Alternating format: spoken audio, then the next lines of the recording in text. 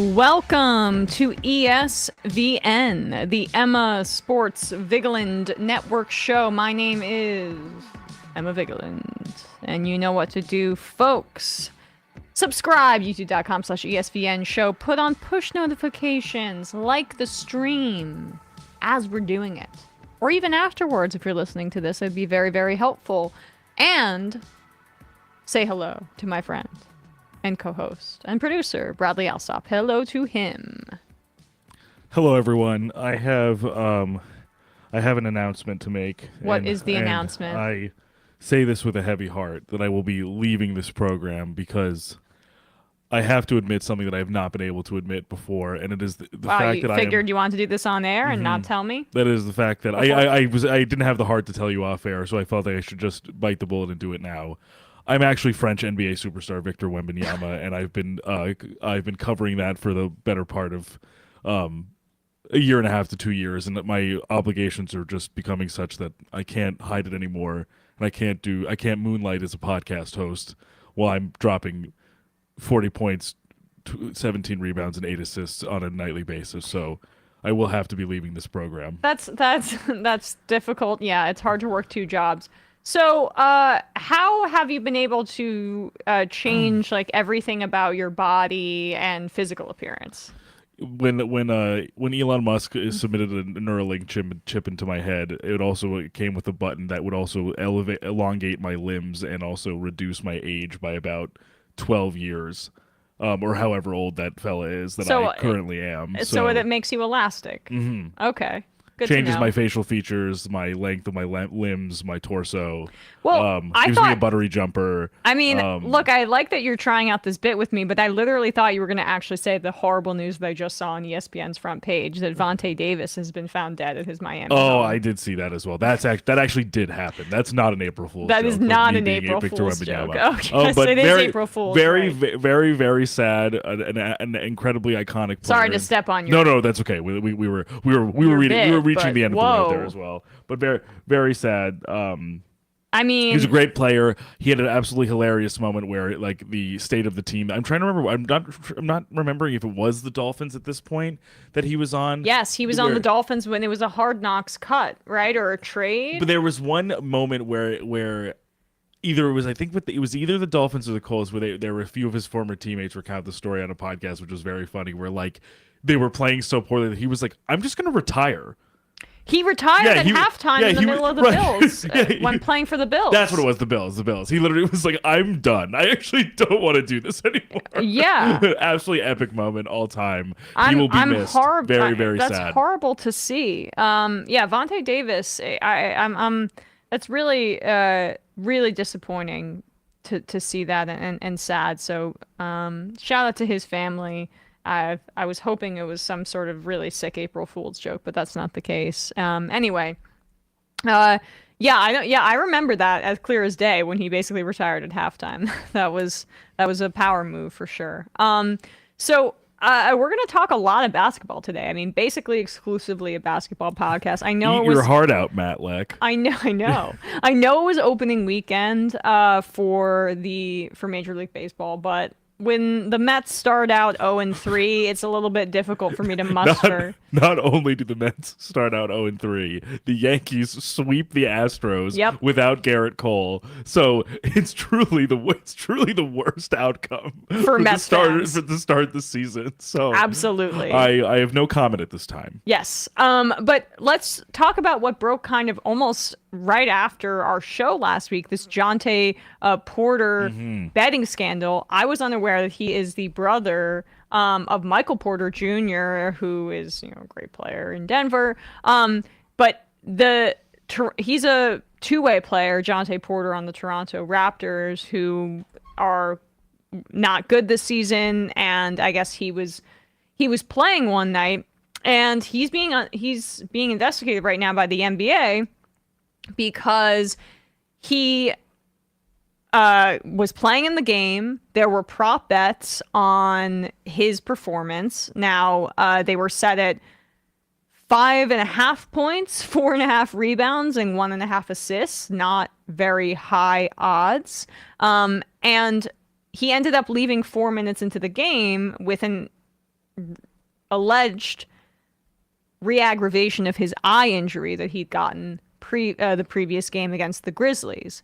And then DraftKings revealed that the under on his three-pointers, which I should say was 0.5, so you would have basically, if you took the under, won the bet if he didn't make any three-point shots, was the biggest money winner for bettors of player props from the games on that evening.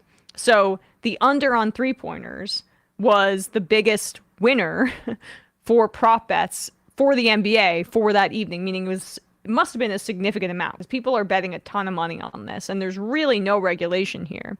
And take with this what you will, but apparently Porter has some kind of podcast where he talks about investment tips, and he was maybe a little bit into the crypto stuff fairly early on.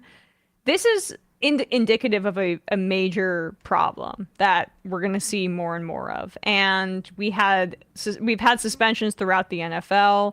There is obviously the Shohei Ohtani scandal that we're still getting information about. Ohtani has denied it, but it seems quite suspicious to me, just like in the amounts that his translator was betting on. It's like, how well is he being paid to be placing bets in the millions on games and things like that? So, but am I wrong in that with the allegations here that it was that Shohei's translator was stealing money from Shohei's bank account to accommodate his that is what debt? He's saying, but it also would be an opportunity for this guy to really take the fall for Shohei. Totally. Because that means that he's stealing money in the millions of dollars from Shohei Ohtani without him knowing about it. And I guess presumably if this was to satisfy the translator's gambling debt, he would have had to have somehow put down $40 million or whatever the number is of wagers to then actually have to be able to sort of have to pay back that debt, right? Yes, right. So it to me that seems, I don't know, people can have a gambling addiction get out of control, but to be in the millions in this situation, to be that much in the hole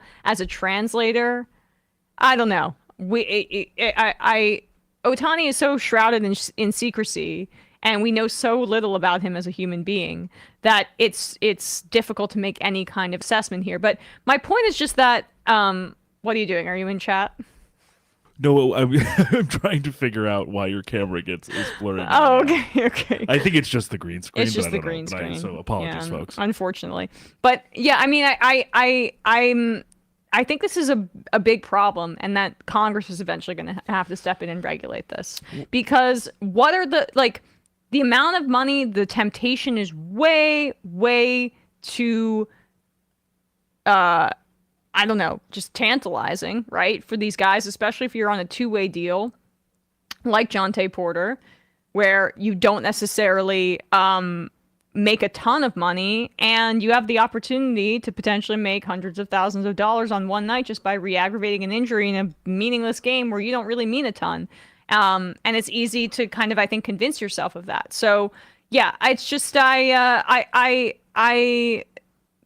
I think that there's going to be a lot here that is unexplored, or hasn't even been thought of by some of these executives who just got so greedy that they were excited about the DraftKings and the FanDuel and the BetMGM money coming in. They've incorporated it into NBA League Pass. They've incorporated it into NFL broadcasts. They've incorporated it into everything without really making clear what the rules are. And they're letting, I think, in a lot of instances, these players take the blame, where I agree this Porter thing in particular seems sketchy because it involves his own performance. But when there's NFL players that are betting on other NFL games that don't involve them, or if they're betting on like the NBA in general, that's at the team facility. This is in part what got Jamison Williams in trouble with the Detroit Lions.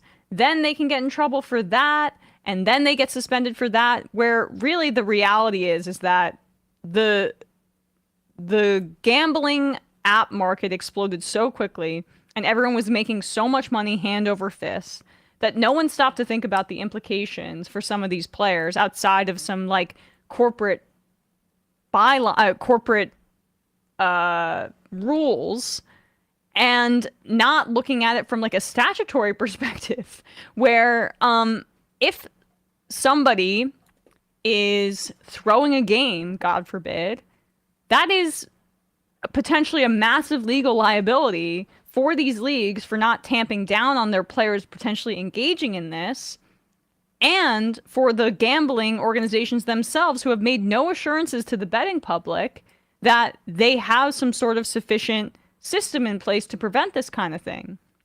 And so it just lays bare the precarity of what gambling really entails, and both the leagues and the sportsbook have a vested interest in not making this a thing.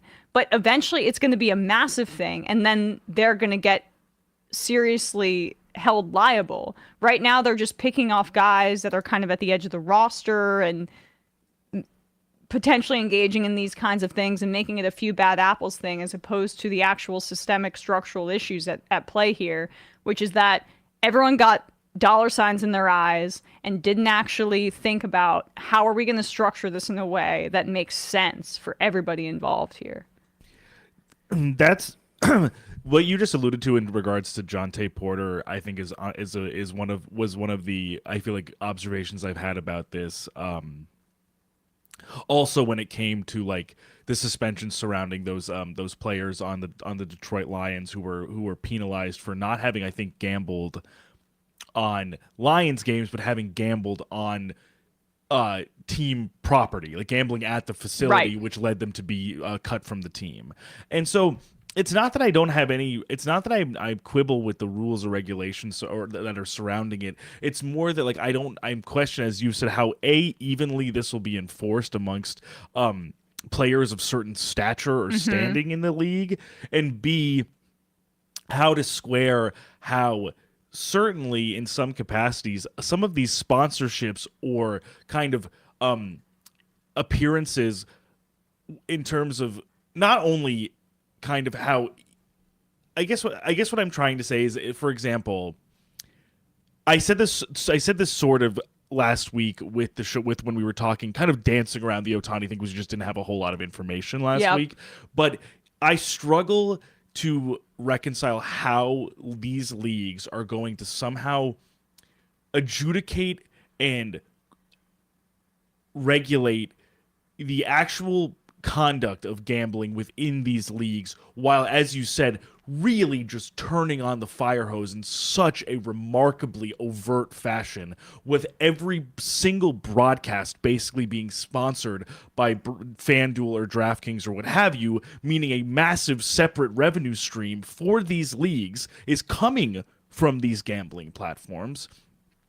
And the actual apparatus of these lines being adorned on every broadcast as well, that basically every single piece of coverage, if you still watch SportsCenter, if you watch any broadcast, if you watch any pregame show, every single thing is somehow catered to or surrounded by guessing the lines or betting the lines or looking at spreads for point totals. And it's so much embedded into now the structure of how the league is covered, that to then turn around and say, you know, we have to suspend this guy or cut this guy from the team when he's the 12th guy on the Raptors.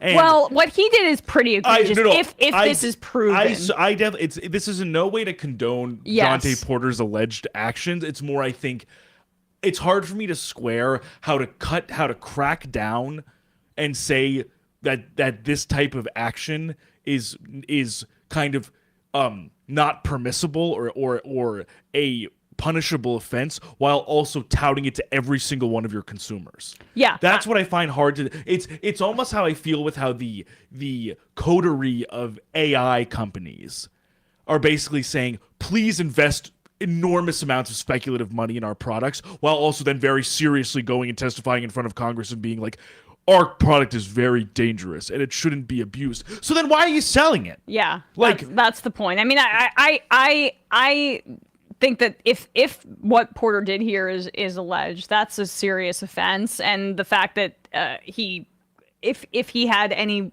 profit in it or knows a way to kind of, if the guy was going to get him back, they should be able to prove this. We shall see. But the problem with just making these cracking down on the individuals means that we're not looking at this overall problem that the league kind of allowed for, these leagues allowed for, and they're allowing, LeBron to do a DraftKings sponsorship or something like that. But how does that affect the everyday guy in the NBA? And the other thing I don't love, and this is somebody who enjoys, like, on occasion to place $10 or $20 wagers, and I'll put like $50 in my DraftKings account and I'll play with it, for 2 months or something until, okay, well, I ended up losing. But I can sustain it for a little while. It's fun. It's a way for me to engage in sports. And sometimes I'll take out, I'll make $100 on it or something like that. It really is very small ball for me, especially once the novelty of it being on my phone kind of wore off. And you're like, all right, well, this is just not necessarily the best use of my time. But I worry a little bit about how it's going to affect the players and how fans are perceived by the players, or how players are perceived by the fans. Bradley, are you listening to me? Oh, yeah. Okay. Okay. I don't even have my second pair of headphones in. Okay. But just like I worry a little bit about how we saw how fantasy football kind of warped the relationship between players and fans, in the sense of, like, you didn't perform for me, you screwed up, you messed up my league, etc., etc. But the added of, like, I maybe lost $1,000 or thousands of dollars because you didn't perform in the way that I needed you to, that creates even more animosity as opposed to, respect for the players, and continues to make them into basically objects or investments as opposed to human beings who are fallible. Well, we saw, and as you said with the fantasy aspect of it, we saw how, like, it really created, and obviously it's anecdotal, it's social media, it's like, but as much of all of that stuff becomes part of the fabric of the game, of consuming the game, you saw guys get actually, like, upset and frustrated by being like, I'm basically being told I'm, like, useless and I should go die because I didn't help you win your fantasy matchup.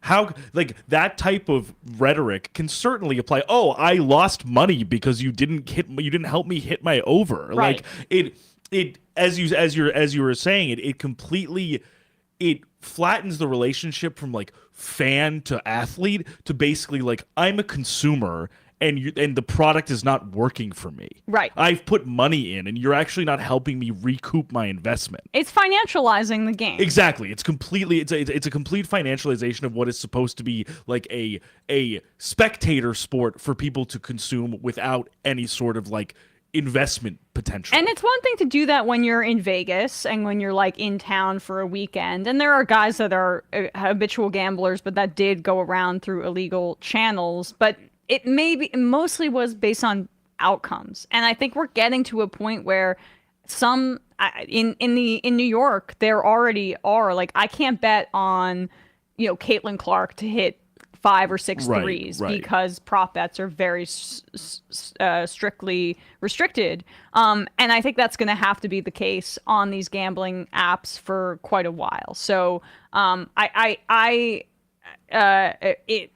gosh, I'm so slow today. I think that's going to have to be the case for gambling apps in some states going forward, and that might be the way to crack down on it a little bit. But. And the one thing I did want to just clarify, or at least just make clear, is, like, I'm obviously not condoning Jontay Porter's actions. I think what I kind of blanch at / kind of what raises my hackles is kind of the seriousness and kind of, like, somber or sober rhetoric being like, we take these allegations very seriously, this type of thing can affect the integrity of the game, whereas, which, like, granted, I can grant that premise. It's harder for me to do so in conjunction with, like, let's do guess the line before this MLB game starts. Like, what do you guys, like, what are your predictions, guys? Like, it's over 4.5 runs, under, it's like, So is it something to commiserate around? Is it something to market? Is it something to infuse into like the discourse of the game? Like, hey guys, like get out your phones. Like you can get this prop bet going or whatever. With that every basically DraftKings, Caesars, MGM, like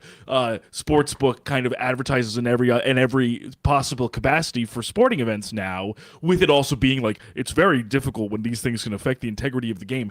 You're marketing something that can also be punishable at the same time. Totally. For both consumers and for athletes. So exactly. I think that's the hardest thing to square, and I feel like it always has been in a number of ways, even going back as far as the Pete Rose controversy in the late in the 1970s and 80s. Right.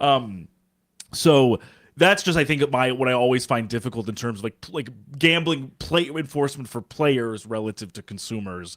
And I think we'll obviously have to see how this investigation plays out and what actually happened with Porter here. But it is, I think, as you said, a emblem of probably what's to come more prominently as we continue to sink our teeth further into the gambling era of sports, like of like online sportsbook era of sports. Right. And also, guys, like, yes, we do lines on our shows. It's for fun, and I literally I can only speak for myself, but I don't ever use those bets to make money or even try to make money. Yeah, no, I don't even think it's a bad thing in moderation if you have disposable income. I really don't. Or but if you're I do being think responsible, it's like drinking alcohol or smoking smoking a cigarette. Like it's in more moderation and responsibly is one thing, you know. It's more just the structure of the league that I think we're criticizing, the leagues that are benefiting from it, but then not having a coherent policy.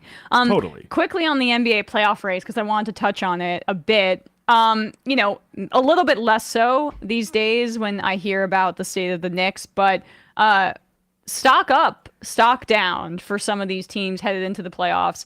Let's start with the bad news, which I hinted at there, which is that the Knicks, man, I don't think Anunoby is coming back. He's in a contract year. He had elbow surgery, came back, re-aggravated it, and Josh Hart indicated that it's not going to be likely, it seems like, which is hugely disappointing because their defensive rating is and prowess is massively hamstrung if OG Anunoby isn't in the lineup. And that's not even to say anything about Julius Randle, who also, it appears, may not be coming back for the playoffs. And I'm all for the Knicks gearing up for next year, but there's no guarantee that next year is going to be the year that it was this year. And so it really is a pretty devastating blow. And the Knicks also just lost 2 heartbreakers to the Spurs. That's just what I was going to say is like... And OKC. Like, Wembanyama had a career game against the Knicks, and I was there. I know. Oh, right, you were at that game. I was. You were watching it. Yeah, I was playing. Oh, you were playing. I forgot. Yeah. I scored the winning. Right. No, it was in San Antonio. Yeah, and I'm not going along with this. Sorry. No problem. Keep going. It's okay. I don't have time for this. You cut that. You have to cut this shit out. So. Yeah. I'm gonna cut it out actually. But 40 points for Wemby. And so that was kind of a heartbreaker because that went to overtime and then the Knicks lost. And Jalen Brunson was a point behind beating Melo's franchise record for a single game for the Knicks, which I think Melo got to 62 in regulation. Yes, I was at, funnily enough, on a serious note, I was actually at that game. That is historic. I was actually at the 62 point game. Oh my God. Wow. Wow. Me and my two friends in high school, we were like, it's a cheap game. It's against the Charlotte Bobcats. Like, it's going to be like stupid and like bad because the Bobcats suck. And literally at halftime, I was like, he has 37 points at the half and hit a buzzer beater to end the half. So I was like, wow, that's kind of crazy that he actually broke Kobe's single game record at the Garden. Yeah. And yes, it was in regulation though. It wasn't an overtime. Right. It was not an overtime. Even if Brunson beat it, look, I have a special place in my heart for Melo. I think he's completely unfairly maligned by Knicks fans that are like dumb and don't really think too hard about like the way that teams are structured and things like that. After years of true desolation, it was honestly so much fun to watch the Melo Knicks teams. Like regardless of outcome, it was like this is like the Knicks were like fun to watch again after a series of just like embarrassing stretches of play from like 2000 to 2012. And that's how it feels right now with Brunson as well. But unfortunately, it just feels like the Knicks are maybe going to win one round against a play-in team, and then they'll be out, especially if they don't get Anunoby and Randall back. And then after that, like SGA against the Knicks in the Garden hit a buzzer beater, and Brunson played incredibly in that game too. I mean, he's doing everything that he can. He's got to be first team All Pro in my opinion. But me too, for sure. Yeah, the Knicks. I just think if you're trying to pick a team to fade that's not going to be in the play-in going into the playoffs, it's hard for me to say. But the Knicks with these injuries, they're just way too banged up. And then of course Mitchell Robinson re-aggravated his ankle or rolled his ankle. That might be less serious, but we'll see. And then of course the other big issue is what happened with Malik Monk. The other team I would fade would be right now the Kings in the West, even though they're really fun. Another team that's been down on their luck and like reviving so long. a moribund franchise. Yeah, exactly. I mean, I know they had a better year leading up to this, but like the Malik Monk has been having a career year. He's, I think, also in a contract year, about to get paid, and he's going to be out with an MCL sprain. So that's kind of the theme here, I think, where these guys are not going to come out and risk their body, especially if the Kings are in the play-in and they don't make it out because the Warriors and Lakers are there and they have a ton of experience. LeBron James, I think, just hit 40 points last night. The Warriors are not going to be an easy out no matter who they're playing against, even though they're a complete mess right now and there's way too much on Steph and Draymond, God help them. So that appears to be a bit of a disappointment here. The Kings and the Knicks are the teams I'd be fading from each the East and the West, respectively. The issue, the frustrating part with the Knicks is how well the team was meshing and how well the team was complementing. How well the members of the team were complimenting each other. Like in January, like it actually seemed like one of the most like. In January, I thought they legitimately could go to the finals. Right, it was so. When OG Anunoby came over in that trade, it was like, this was their vision. Exactly. It literally seemed like one of the last puzzle pieces was actually falling into place. And don't get me wrong, like I want to give a lot of credit to guys like Deuce McBride for like, he had a game where he put up 29 points, his 3-point percentage shot up staggeringly in his time, especially going back a few years in his career. He's definitely been a real offensive spark plug in a place where you wouldn't necessarily have found in like a second round draft pick who's a second or third year player. And even Donte DiVincenzo having like a 40-point game a few weeks ago. The guys who were still playing and still healthy were really Deuce doing. McBride is becoming this really awesome homegrown player for the Knicks. Doing an enormous amount to try and keep them in it. But as you're saying, it's only so much with that amount of talent with who's missing from the flow of the game for the Knicks, i.e., as you said, Anunoby, Mitchell Robinson, and Julius Randle, that, like, to me, that is just enough of the injury bug that I think it's hard to withstand. Yeah. Especially with how good the top end of the Eastern Conference is, that it just would be hard for me to imagine the Knicks in their current iteration being able to really compete with the Bucks or the Celtics. Yeah. And same goes for the Kings with like being able to compete against, for example, the Nuggets, or even, as you said, a healthy Laker team that's still struggling to make it in the play-in, but like get them in a playoff climate, and it's still LeBron James and Anthony Davis and rounding into form more than they had earlier in the season. And to say nothing of the Warriors, who are still also fighting and clawing their way to try and keep themselves in the play-in hunt as well. The West is so unbelievable, rabidly competitive from basically seeds 1 through 10. I mean, to have any sort of injury bad luck,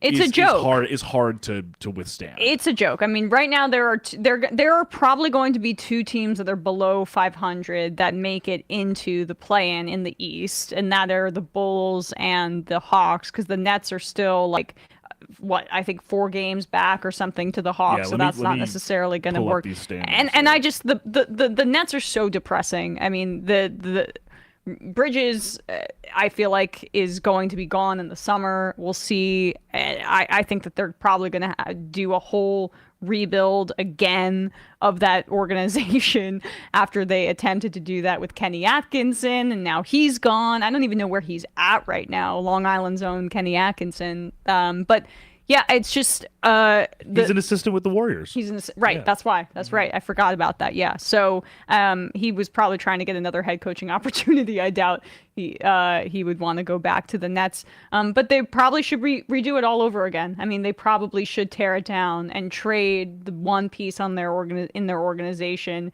that is going to recoup some value for them, because they still don't have that many draft assets as well. But and also, I mean, Bridges clearly doesn't want to be there. He's been open about that, because I listened to Josh Hart and Jalen Brunson talking to him, and he sounds miserable over there on Atlantic Avenue in Brooklyn. But yeah, I mean, the Warriors will be a tough out. Obviously, I still think so, just based on experience alone. The Lakers as well. What do you think of the Suns right now? They're not necessarily performing. Devin Booker, I still have faith in, but man, that's another team that just isn't playing really great team basketball, but they still are, when you look at their record, like a good team. They're still 12 games over 500. It's just the West is just so stacked, to bring us back to our original point. But before I'll address the Suns in a second, I just wanted to also confirm what you were saying. The Nets are on the outside looking into the play-in there, they're 5.5 games behind the Hawks for the 10th spot. Right. So it's basically tough, set at this point. They have with 7 games left in the regular season, they'd really have to go a certain way for them to get the 10th spot. Yeah. And to your point, there are some good building blocks, I would say, in the sense that Bridges is a good player, but it's very much showing that his strengths get stretched too far as a number one option. That what his ideal role was in Phoenix, being a second or third option, to put most of, if not all of, his emphasis into his defense, into his shooting. To have to then also be a playmaker and to be kind of the engine for the offense, as it stretches too much of his capability. Yeah. And Cam Thomas is a great scorer. Nick Claxton is a great rim protector, but these are not guys that make up a substantive team. They need more to actually supplement those skills with an actual star, or like 2 or 3 more like plus top 20, 25-ish players. So it's kind of the no man. It's the doldrums you don't want to be in as an NBA team. But that's what happened when a failed experiment with KD, Kyrie, and Harden comes to its end. Right. So it's unfortunate, but that's kind of what happens. But speaking of the other kind of experiment in Phoenix, is that they've kind of precipitously fallen after sort of being able to make the most of the offensive bludgeoning that would come from having Kevin Durant, Bradley Beal, and Devin Booker on the floor at the same time. But the problem is Beal's shortcomings, both medically and in terms of his in terms of his actual gameplay, have come into the fold recently. He's still kind of a mid-range jumper hunter, and he was not healthy to start the season, and there are certain things that are very much not cohering, because they find themselves in, I think, the 8th spot here. They find themselves in the 8th spot, just ahead of the Lakers and the Warriors. The Lakers are only a game and a half behind the Suns for that 8th spot. So it's absolutely, I think, for a team that literally has Kevin Durant, Devin Booker, and Bradley Beal, not where you want to be with a team, because this is not a roster construction where you don't have significant, potentially existential championship aspirations. Yeah. I mean, we're a year or two away from that exact kind of scenario. Yes, what happens collapse. then? Right. What happens next? I mean, the more sustainable way to build a team is, let's return to the Thunder here. Like, right. I actually have I know they're young as hell, but they're the Thunder 30 games over 500. They're the number 1 seed. They play really complimentary basketball, and Shea is just he's coming back off of it was a bone bruise or something like that on his knee. He wasn't himself last night at the Garden, or the other night. I forget. Honestly, everything's blending together. It was last night. Jesus. Last night at the Garden, so he didn't have a great scoring game, but he ended up hitting the buzzer beater, and he can be a clutch player for them. I mean, the West is nuts. And then you have, like, the Timberwolves up there. I think they're one of the higher teams in point differential. They look freaky. And the Denver Nuggets have been, 14-2, 15-3 since the All-Star break. The West is stacked once again. At one time we thought that we were getting a little bit more parity back in the league, and the West is stacked once again, just in a different way. And seeing Steph Curry and LeBron James's teams fighting for a play-in position is not what you would think of when you were thinking about a dominant West, but it's dominant in a new way. I will say, though, if the Knicks really flame out and they don't advance or whatever, and they get embarrassed in the first round, God forbid, my new team out of the East that I'm going to be rooting for, and I'm probably not alone in this respect, is the Magic. I mean, Paolo Banchero is so fun to watch. He's an up-and-coming star, exciting, obviously, number and one he's so overall young. pick. Yeah, like, so there's so young. much more to come from his game, I feel like, as the years progress. And they have been locked down for a while on defense over the past few months at this point, really stepping that up as a young team in and of themselves. So they're fun. They're fun to root for. But still, I just think the Jokic is himself. He's potentially MVP again. Luka Doncic may be MVP too, if they want to mix it up a little bit, because I think Shea has. I think Shea still has. I think it's more fluid in terms of I feel like there are you can make probably 4 to 5 cases, or even getting this close to the end of the regular season. As you said, Luka, Jokic, Shea, even Tatum to an extent. Embiid, obviously, I think was basically playing the best basketball of his career, even aside from his MVP year before his injury. But obviously, that's a games played problem, so it's not going to be. Doncic, though, is my definition of an MVP in that way, is that he literally does everything for that team. Oh, I mean, I know totally. Kyrie's amazing too, but I'm just looking at some of the statistics. Definitely. Luka Doncic is the number 1 scorer in the NBA by 4 points. Which is very that's a significant 3 disparity, points, basically 3.2 points over Giannis. He is number 3 in assists in the NBA, and he's number 2 in 3-pointers made. Yeah, that's crazy. I just he's a one-man show. He is a one-man show. I think that they should maybe be a little bit worried about their chances in the playoffs because of that, and I don't love the way that they've constructed that team down in Dallas. I think it's a matter of time before maybe he gets a little bit antsy, but that was in part what they were trying to do with the Kyrie Irving trade 2 years ago, and now that they've re-signed him. But they still just need more there, and I'll be curious to see who their first round matchup is, because I think that'll be very determinative. If the other team has the star power that can compete with Luka scoring wise, then they could be out. There's an interesting. I have felt this way, and I think me and you have definitely both talked about this when it comes to the Mavs, and it always sort of feels like they've hemorrhaged players that in the time of their absence would be extremely useful to them. You know what I mean? And what I mean by that is seeing how Kristaps Porzingis is fitting into Boston's team identity would be kind of sort of ideal in what Luka could have done with somebody like how Kristaps is playing in Boston. Yes. And then the same also goes for Brunson. That Brunson, in his now capacity as a superstar for the Knicks, would be an incredible running mate for Luka. And also, to not obviously, this was also somewhat apparent in the sense that they did have a great run together in the playoffs, and Brunson also kind of kept some playoff series alive for Luka.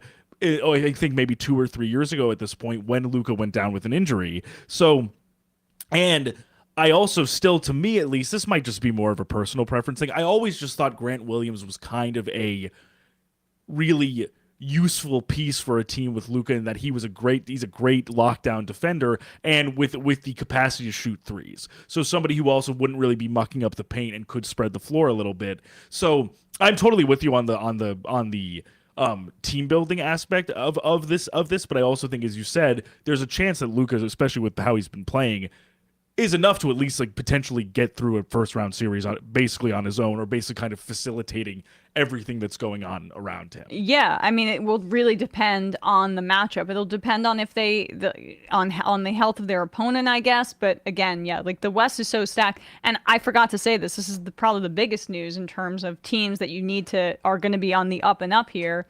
I mean, Philly is getting Joel Embiid back in the next game or 2 or something to that effect. Embiid is coming back at the exact right time. For sure. And yeah, 100%. The Sixers are getting healthy at the exact right time. And I would be terrified to be a team that actually, look, I've resigned myself to the Knicks not winning the championship this year, going to the finals. I would be terrified if I were the Milwaukee Bucks, Doc Rivers and Giannis and them. I would be terrified if I were the Celtics about them coming to town being such a low seed at this point, because he's been out for so long, given the dominance that he has shown as a scorer and as a physical presence. Like I'm looking now, I guess I'm trying to find the 76ers schedule for the rest of the season.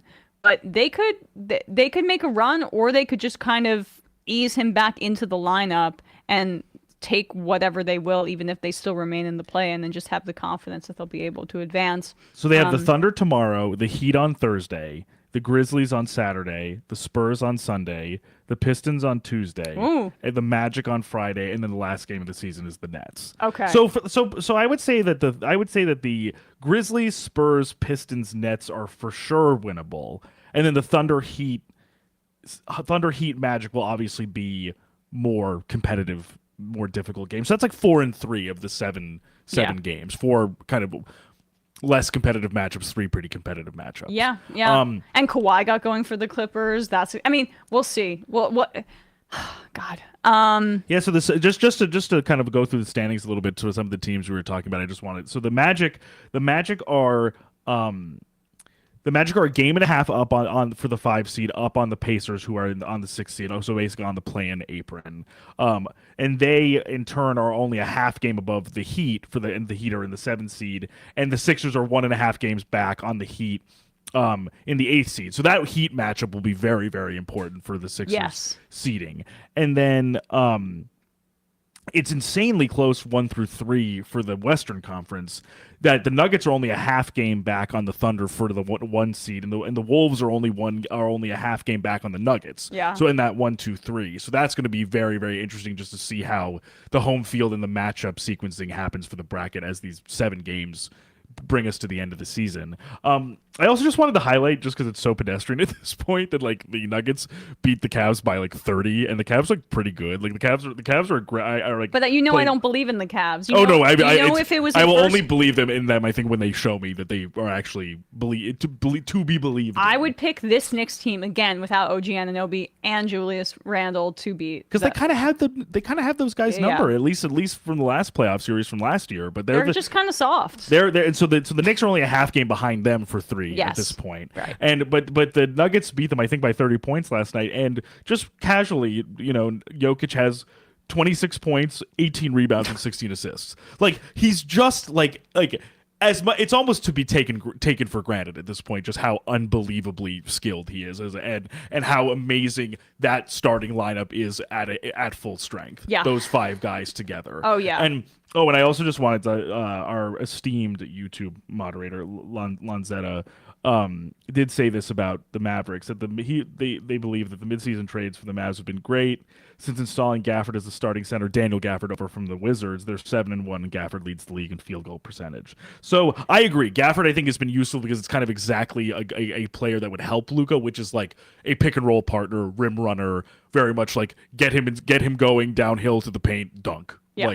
So that's, I think, definitely worth keeping an eye out for in terms of that partnership going into the playoffs. But yeah, we want to see. I think for the Mavs to really feel like, we are. This iteration for Luka's paying dividends. I think, at least for me, I'm curious what you think. I don't even know necessarily if a conference finals is far enough. I kind of think they have to make the finals for it to be sort of like. For the Nuggets or for the Mavs? For the Mavericks. I kind of think it's sort of, for me, like for Luka to sort of think of proof of concept in Dallas, to be like, I'll stay here long term. I kind of feel like they need to make the finals. Yeah, I don't know. I mean, I think he'd be happy with a series win to a degree to maybe stave that off, and then they can make some moves in the offseason. I mean, there's going to be some guys that want to be on the move. We just mentioned one in Mikal Bridges. That could be something that was interesting as a more complimentary piece. So I don't think he's going to ask out now, but I think that he might lose some patience soon, and I would be losing some patience too if I were him. Yeah, definitely. But speaking of brackets, let's just touch on this really quickly, because I didn't we have America's team now in NC State. Yes, we have the And we have Captain America and DJ Burns. Holy crap. 5th-year senior. built like a refrigerator. I mean, holy moly, when I saw him on the floor, I was like, had to do a double take. It was an astounding He is a watch. big boy. And he's a big boy and not that athletic. No, he's like people have literally been saying this, which I think is so funny. I was making me laugh so hard on Twitter last night, calling him Gen Zebo. Oh yeah, like Generation Zebo, like Zach Randolph, but like a 20-year-old. Yeah, I mean, he has zero future in the NBA. That's like, let's be real here. I mean, there's no chance. There was some reporting that some NFL scouts were like, he should become an offensive lineman. I saw that, but that sounds he should be. He might be even too tall. It's just so funny that like it's like he's 6'9" is sometimes considered too tall for an offensive lineman because your center of gravity just isn't where it should be. Right. We'll get into some draft talk, but that's true with some of these, like Joe Walt from Notre Dame at draft process. He's 6'9". He is. Yeah, he's huge. I did not know he doesn't really carry himself like he's 6'9", but he is literally 6'9". It really depends on what you want, but I think more of the modern NFL is like having some guards that can be a little bit more because of as a you mover. said, so you don't stand up too tall and get like moved for, like get kind of like tricked into kind of your body weight going all moving the way forward. Like they're redwoods, those guys. I mean, so anyway, but putting aside the NFL for just a second, like he is though an incredibly fun basketball player for college, and like to beat Duke, to be in NC State, to get to the Final Four for the first time in like 40 years, beating Duke, like in that they're not just America's team because they're the 11 seed that's going to the Final Four. They're the 11 seed because of how they got there by beating Duke, who everyone hates.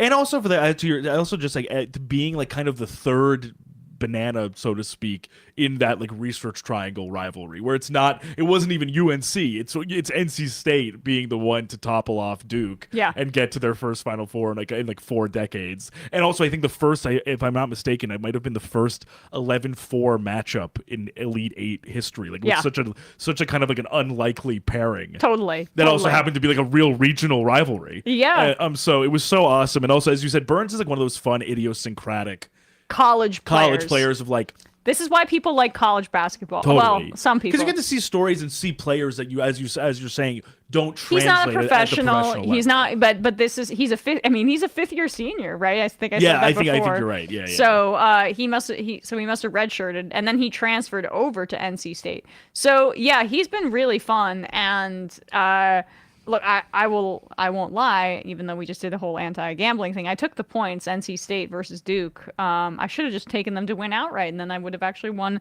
real money on that. But anyway, it was like +7.5, and they blew by that, obviously. So it's going to be NC State versus Purdue in the finals, and then Alabama versus UConn. So he has to your point, I just wanted to look this up. He has a pretty fascinating college history, DJ Burns, because he actually went to Tennessee originally and redshirted his freshman season, and then transferred to Winthrop, which is in South Carolina. And actually, I think his hometown. His hometown of Rock Hill, South Carolina, is where he went to Winthrop, and then after that transferred to NC State. So he'll be 24 in October. So yes, to your point, I think ultimately, he's big. 4 or 5 strong. years of college experience. Yeah, not a good athlete, but holy moly, he actually has pretty good touch. I was literally going to say shooter. his elbow jumpers, like little mini jumpers. I was like, oh my god, like very like kind of like silky, like such a big fella. No, he's got good hands. Yeah. He's got good hands. Totally, yeah, totally. yeah. I'm going to be fascinated to see the matchup between him and Zach Edey, because always the concern. Oh my god, I forgot that's who it's going to be. Because Edey obviously has like 5-ish inches on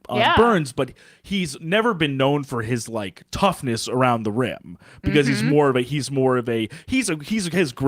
excellent footwork, great tools around the rim, but he's not very, I would say, like he doesn't read strong when he plays. So I'm curious if Burns is going to be able to kind of like roughhouse with him in the post. I want them to just bare knuckle fight on the floor. Yeah, let's just open up the floor like half court. Let these two guys. Will strength matter or will height matter? Hockey style. The refs clear out. All right, let's go. Let them fight. Yeah, I mean, everyone's rooting for that. I don't really have much to say about it, but I do. Before we wrap here, say tonight's the night for the rematch of the highest. Yes, well, this is going to be the most exciting women's game in the history of the women's college basketball. LSU versus Iowa. Caitlin Clark and Angel Reese. I'm so pumped. I'm so pumped. It's going to be great. I mean, I saw some nice remarks from Angel Reese basically saying that, we don't dislike each other, but as we said last time we covered this rivalry, it is a real rivalry. Caitlin Clark was number 4 in the 2020 recruiting class. Angel Reese was number 2. They were well acquainted with each other in high school as top recruits coming out. Then well acquainted with each other, of course, in the championship game and the subsequent trash talk and all the pearl clutching that everybody engaged in when all of this stuff happens regularly in men's sports on all the time. So, I mean, Reese's Caitlin Clark's been on like a complete tear, but Angel Reese, I didn't know this, is 4-0 against Iowa. You think Caitlin Clark is unaware of that fact? I don't think I don't think she is. And it also was interesting, too, because there's been turbulence surrounding the LSU team because of the Kim Mulkey thing, which didn't even end up being anything different than we already knew, which is that she's homophobic, she's a bully, she's a jerk. And she has like a strained relationship with her family because she's so uncompromising that she holds grudges for like decades. She hasn't spoken to her dad in 40 years. Yeah.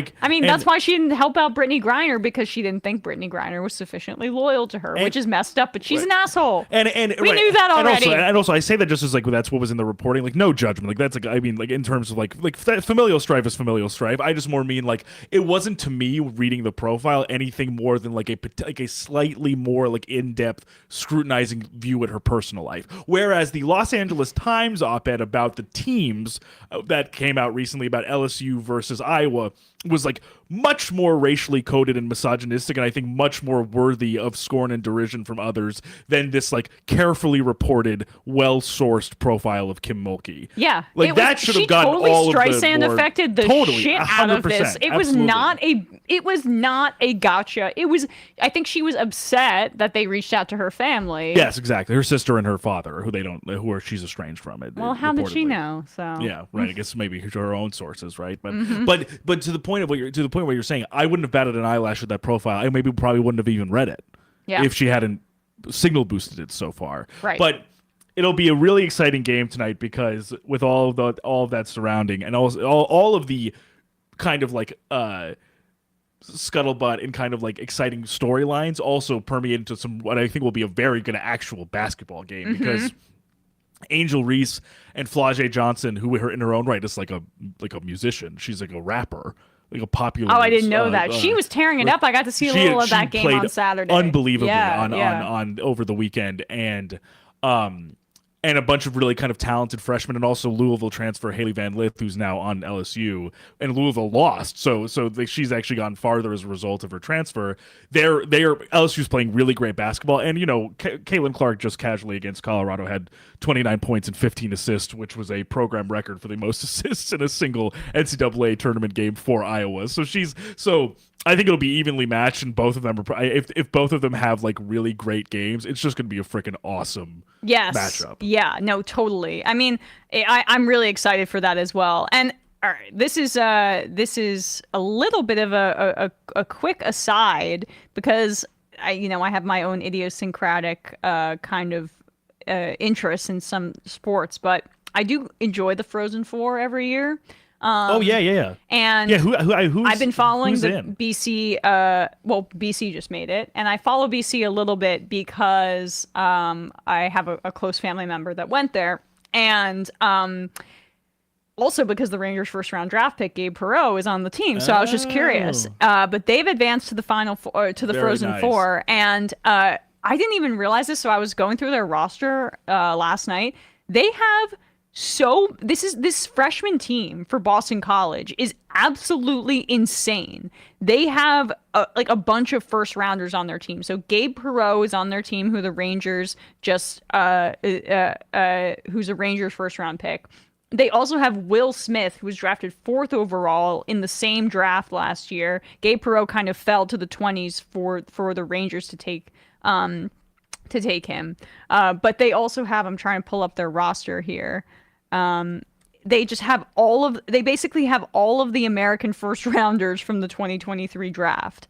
Let's see here.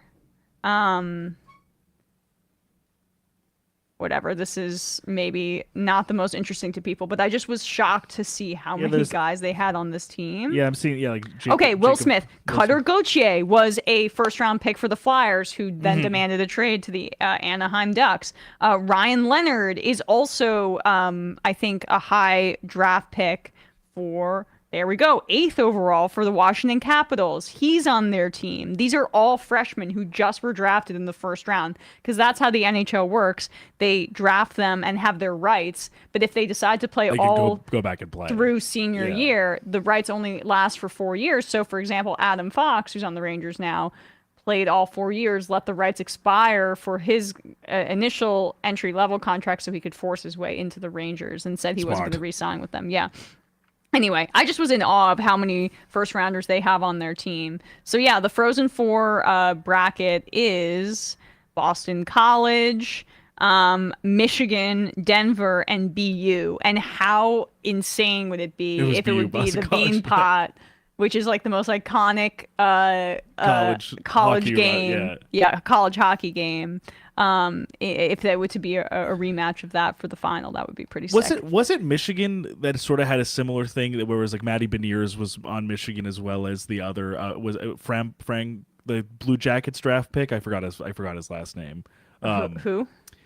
I thought there were a few universities. No, Michigan had a bunch of players on their squad that got drafted kind of in close order to one another. So it's cool to have. It is cool when you kind of see these powerhouses then get essentially poached, then have to be reborn anew with more blue chip prospects after that. But, no, I know. I don't remember who you're referring to, but yeah, it's that would not shock me as well. But yeah. Anyway. The one thing I just wanted before we wrap and then to highlight of the for a few players for both sides of the bracket in men's and women's is that obviously LSU-Iowa is getting so much of the attention, but Paige Beckers is still chugging along at UConn, and she's playing incredibly well as well, and it's a really cool story that both NC State basketball teams are in the Final Four. Yeah, the women's and men's are in the Final Four. I wonder if that's ever happened in their history, or it must have been a long time if the NC State men's team hasn't been since like the early 80s. And then sad again for Rick Barnes and the Tennessee Volunteers that once again Rick Barnes gets us this far and doesn't make it another round, losing to Purdue. But man, Dalton Knecht, who is definitely going to be drafted next year, SEC Player of the Year, transfer from a smaller school. He played so well when nobody on his team was making plays or making shots. He kept them in there. At one point, I think it was like he had 31 points and the rest of the team had 27. Wow. You just put them on his back. He's a really, really fun and exciting player. So I'm excited to see what the future holds for him as well. Au right, folks. Well, that's our show for today. We appreciate you all. We will see you on Monday. Bye-bye. Bye-bye. Au revoir.